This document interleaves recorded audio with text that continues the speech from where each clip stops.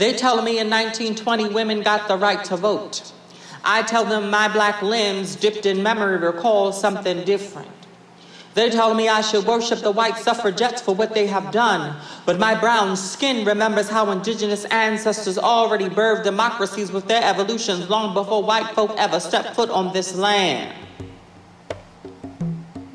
Tell me, how on a land stolen, a land built by slavery and death, a land masquerading white supremacy as liberty, anyone could forget that black indigenous women were sanctioned the right to vote in these United States long after white women retired their plantation houses masquerading as New York apartments.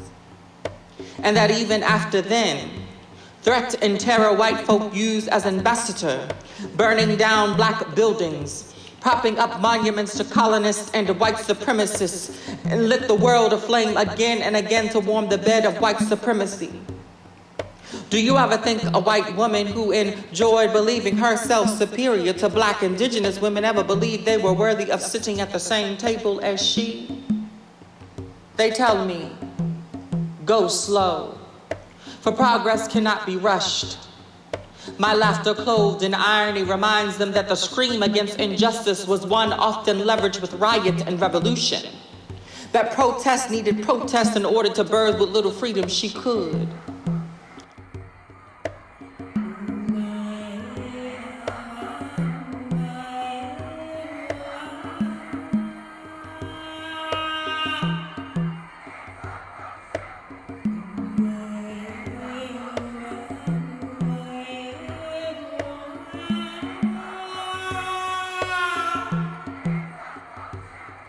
That you, politicians, abuse black people waving the threat of fascism in our faces as if fascism hasn't always been the monster hiding under the bed of America, fed by genocide and slavery and xenophobia and babies in cages and Jim Crow and boarding schools and internment camps and white terrorism that you call white nationalism, which is just another way of saying Nazis weren't only in Germany. And we, black indigenous people, have told you so. And white folk just getting clarity to recognize here on this soil what is needed now is beyond their imagination.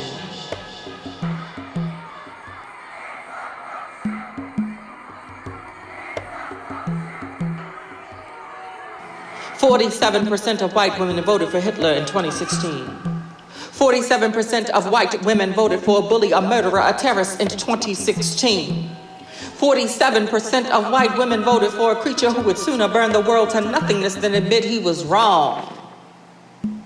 So, you want me to what the white suffragettes? When even a movie about them in these United States of these 2000s erased the black ones. Remember? Ida B. Wells and her black sisters were told to march in the back, but she ran to the front, her black womanhood defiant of an oppressive state. Black indigenous women always been saving ourselves.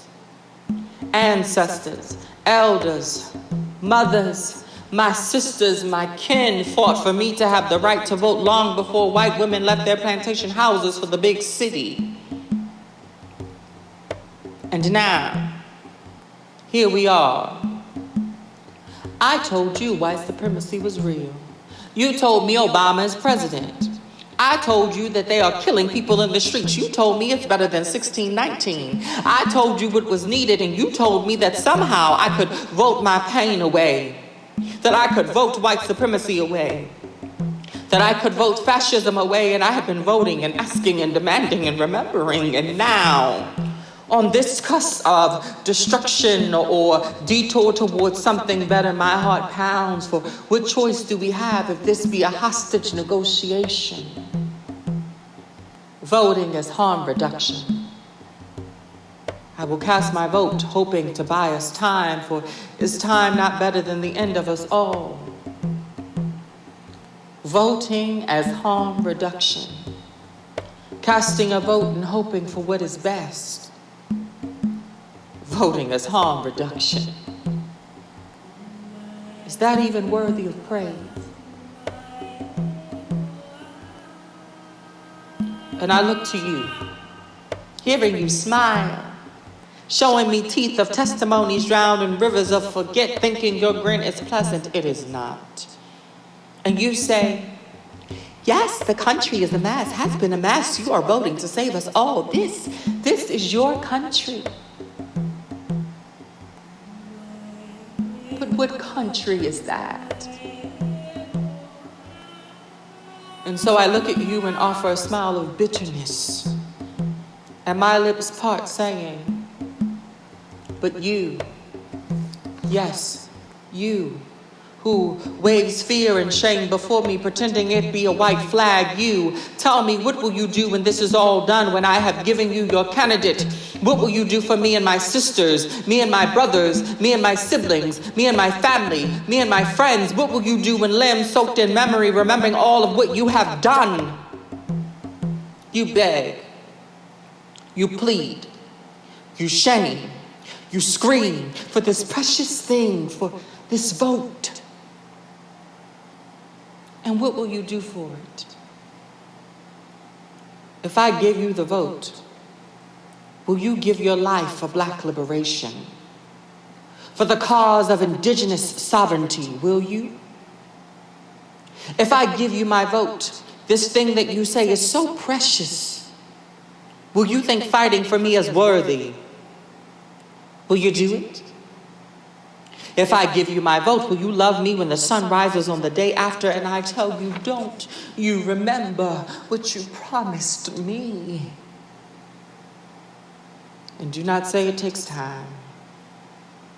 The world has been dying under the yoke of white supremacy, has been suffocating under the obligation of the center. What we need now is something radical, something revolutionary, something loving, something progressive, something forward-thinking, something different. If we are to kill fascism completely and utterly, what we need now is something beyond. So, if I give you my vote, will you reach for that thing beyond? No, not reach. Because what is needed has always been there. What is needed, Black and indigenous folks already birthed it. It's already been said. Will you? Will you? Will you honor it? You want the center. I want liberation. You want civility. I want liberation. You want the illusion of white privilege. I want the abolition of white supremacy. And I hear a voice say, as I lay my head on the lap of remembrance, foolish girl, your salvation has never rested in the hands of the state. They say in 1920 women got the right to vote. The fact you can't ever say just white women tells me all I need to know about how you think the world should be.